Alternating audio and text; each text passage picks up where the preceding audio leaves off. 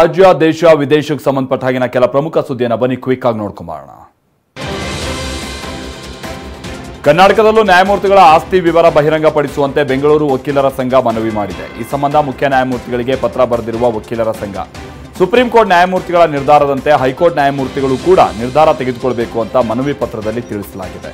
ದೆಹಲಿಯಲ್ಲಿ ನ್ಯಾಯಮೂರ್ತಿಗಳ ಮನೆಯಲ್ಲಿ ಮೂಟೆಗಟ್ಟಲೆ ಹಣ ಸಿಕ್ಕಿತ್ತು. ಈ ಪ್ರಕರಣದಿಂದಾಗಿ ಸುಪ್ರೀಂ ಕೋರ್ಟ್ ನ್ಯಾಯಮೂರ್ತಿಗಳು ಆಸ್ತಿ ಘೋಷಣೆ ಮಾಡೋದಕ್ಕೆ ನಿರ್ಧರಿಸಿದ್ದರು. ಬಿಜೆಪಿಯಿಂದ ಶಾಸಕ ಯತ್ನಾಳ್ ಉಚ್ಚಾಟನೆ ವಿರೋಧಿಸಿ ಮೇ 11ನೇ ತಾರೀಕಿನಂದು ಹೋರಾಟ ನಡೆಯಲಿದೆ. ವಿಜಯಪುರ ನಗರದಲ್ಲಿ ಬಸವಜಯ ಮೃತ್ಯುಂಜಯ ಸ್ವಾಮೀಜಿ ನೇತೃತ್ವದಲ್ಲಿ ಬೃಹತ್ ಸಮಾವೇಶ ನಡೆಸಲಾಗುತ್ತೆ. ಈ ಸಮಾವೇಶದಲ್ಲಿ 5 ಲಕ್ಷದಿಂದ 10 ಲಕ್ಷ ಜನ ಭಾಗಿಯಾಗುವ ಸಾಧ್ಯತೆ ಇದೆ ಅಂತ ಬಸವಜಯ ಮೃತ್ಯುಂಜಯ ಸ್ವಾಮೀಜಿ ಹೇಳ್ತಾ ಇದ್ದಾರೆ. ತಮಿಳುನಾಡು ಬಿಜೆಪಿ ಅಧ್ಯಕ್ಷರ ಸ್ಪರ್ಧೆಯಿಂದ ಅಣ್ಣಾಮಲೈ ಹಿಂದೆ ಸರಿದಿದ್ದಾರೆ. ಈ ಬಗ್ಗೆ ಮಾತನಾಡಿರುವ ಅಣ್ಣಾಮಲೈ, ನಾನು ಮತ್ತೆ ಅಧ್ಯಕ್ಷ ಸ್ಥಾನದ ರೇಸ್ನಲ್ಲಿ ಇಲ್ಲ. ಅಧ್ಯಕ್ಷ ಸ್ಥಾನಕ್ಕೆ ಯಾವ ನಾಯಕರಲ್ಲೂ ಪೈಪೋಟಿ ಇಲ್ಲ. 15ನೇ ತಾರೀಕು ಅಧ್ಯಕ್ಷ ಸ್ಥಾನಕ್ಕೆ ನಾಮಿನೇಷನ್ ಇರುತ್ತೆ. ಪಕ್ಷಕ್ಕೆ ಉಜ್ವಲ ಭವಿಷ್ಯ ಬೇಕು ಅನ್ನೋದು ನಮ್ಮ ಉದ್ದೇಶ ಅಂತ ಹೇಳಿದ್ದಾರೆ.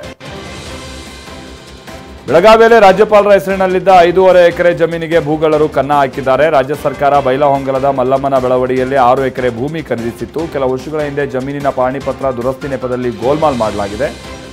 ತತ್ಕಾಲು ಪೋಡಿ ಹೆಸರಿನಲ್ಲಿ ಜಮೀನು ಗಾಯಬಾಗಿದೆ. ಅಧಿಕಾರಿಗಳ ವಿರುದ್ಧ ಆರ್ಟಿಐ ಕಾರ್ಯಕರ್ತ ಭೀಮಪ್ಪ ಗಡಾದ್ ಕ್ರಮಕ್ಕೆ ಆಗ್ರಹಿಸಿದ್ದಾರೆ. ಪಂಚಾಯತ್ ರಾಜ್ ವಿವಿ ಕುಲಪತಿ ನೇಮಕ ವಿಚಾರವಾಗಿ ರಾಜ್ಯ ಸರ್ಕಾರದ ವಿರುದ್ಧ ರಾಜ್ಯಪಾಲರು ಗರಂ ಆಗಿದ್ದಾರೆ. ವಿವಿ ತಿದ್ದುಪಡಿ ವಿಧೇಯಕಕ್ಕೆ ಸ್ಪಷ್ಟನೆ ಕೇಳಿ ವಾಪಸ್ ಕಳಿಸಿದ್ದಾರೆ. ವಿಧೇಯಕ ಅನುಮೋದನೆ ಆಗದೇ ಇದ್ದುದಕ್ಕೆ ಹಳೆ ನಿಯಮ ಜಾರಿಯಲ್ಲಿರುತ್ತೆ. ಹಳೆ ನಿಯಮದ ಪ್ರಕಾರ ವಿವಿಯ ಕುಲಪತಿ ನೇಮಕ ಮಾಡಿ ಎಂದು ಪತ್ರ ಬರೆದಿದ್ದಾರೆ. 10 ತಿಂಗಳಿನಿಂದ ಪಂಚಾಯತ್ ರಾಜ್ ವಿವಿ ಕುಲಪತಿ ಹುದ್ದೆ ಖಾಲಿ ಇದೆ.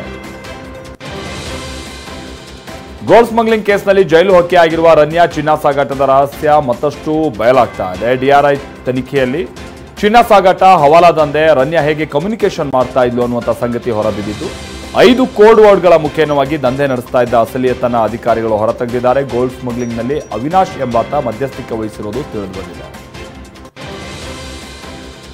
ಬಾಲಿವುಡ್ನ ಹಿರಿಯ ನಟ ಮನೋಜ್ ಕುಮಾರ್ ನಿಧನರಾಗಿದ್ದಾರೆ. ಅನಾರೋಗ್ಯ ಸಮಸ್ಯೆಯಿಂದ ಬಳಲುತ್ತಾ ಇದ್ದ ನಟ ಮುಂಬೈನ ಖಾಸಗಿ ಆಸ್ಪತ್ರೆಯಲ್ಲಿ ಕೊನೆ ಉಸಿರೆಳೆದಿದ್ದಾರೆ. ಪ್ರಧಾನಿ ನರೇಂದ್ರ ಮೋದಿ ಹಾಗೆ ಬಾಲಿವುಡ್ ನಟ ಶಾರುಖ್ ಖಾನ್ ಟ್ವೀಟ್ ಮಾಡಿ ಸಂತಾಪ ಸೂಚಿಸಿದ್ದಾರೆ. ನಟ ಧರ್ಮೇಂದ್ರ ಮನೋಜ್ ಕುಮಾರ್ ಅಂತಿಮ ದರ್ಶನವನ್ನು ಪಡೆದಿದ್ದಾರೆ.